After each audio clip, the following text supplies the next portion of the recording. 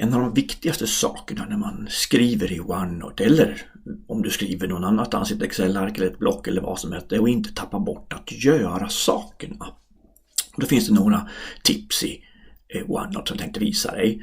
Först är det självklart att det går alltid att göra saker manuellt.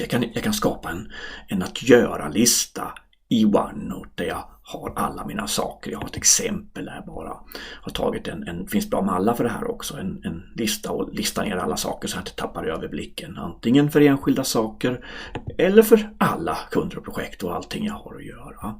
Vill man göra en sån lista, så jag visade tidigare att under infoga så finns det ju sidmallar. Och under sidmallar finns det något som heter planering. Här finns det lite bra, lite roliga listor man kan bygga sin lista av om man skulle vilja då. Så det är ett exempel. Men det som jag kanske vill trycka lite extra för, det är den här, koppla uppgiftslistan till det Outlook.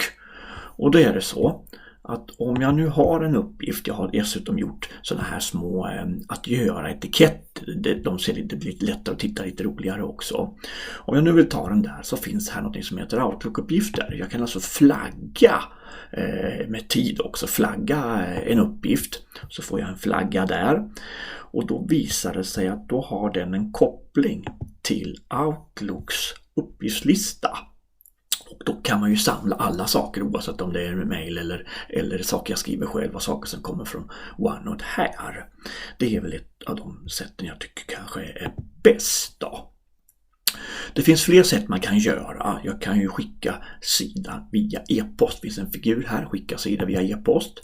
Och så skickar jag den till mig själv eller någon annan. Och sen skriva eller ta bort saker här, så får jag ju det till min inkorg. Och så kan jag ju hantera det därifrån om jag skulle vilja det.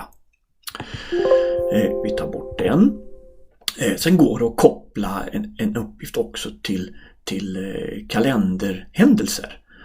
Och då har man något som heter mötesinformation här. Så om jag nu har den här sidan, klickar på mötesinformation och så kopplar jag det till exempel till en händelse i min kalender, som jag kallar den bara för möte om OneNote nu då.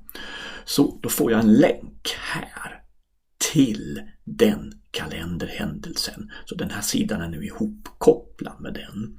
Det är också ett sätt man kan göra.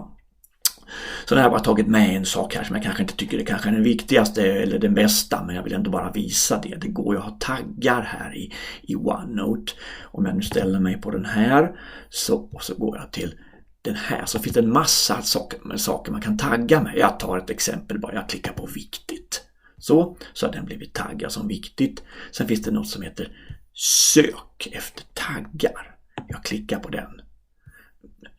Så kan man få och se de sakerna som man har, viktiga saker och andra saker, så kan man se de taggarna här. Men det är väl inte min rekommendation. Det kanske kan vara värdefullt för andra saker, men kanske inte just för att göra saker. Så mitt tips är att det bästa är att koppla ihop uppgifter genom att flagga dem som en Outlook-uppgift och se den i att göra-listan i Outlook. Så lycka till med det där.